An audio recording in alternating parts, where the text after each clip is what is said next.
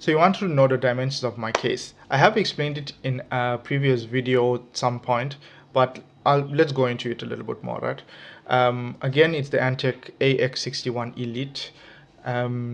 It's a mid-sized case, ATX case, but mid-sized. So this is kind of what it looks like. Okay, so the case came with these 3 front intake fans and 1 exhaust fan.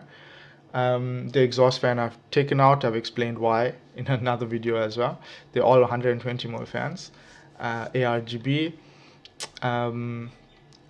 These are the case IOs and buttons. At the top you got space for a 240mm AIO or just 2 120mm exhaust fans blowing up, which is what I have at the moment. The front can take a 360mm radiator for your CPU.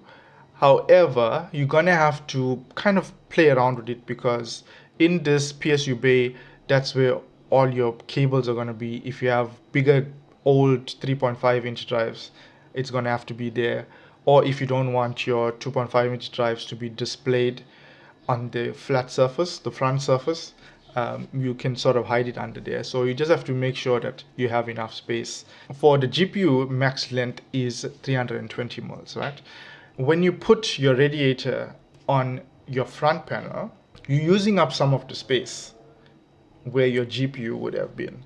So I'm currently having that issue where my GPU it's literally touching my radiator, and it's such a mission to have to take out my GPU if and when I need to, because then I'm gonna also have to remove my radiator, which is another big job, because then I have to remove this front panel, I have to take out the fans, remove the radiator, and then kind of shimmy it out. And I don't like it because it sometimes will scratch against things and stuff. So just be mindful if you're considering this case. If you're going to be putting your AIO at the top, it'll be fine. The issue I had with putting my AIO on the top was that it was touching my RAM. If you're getting very high profile RAM, the flat sticks without the heat sinks or RGB and stuff, those will be fine.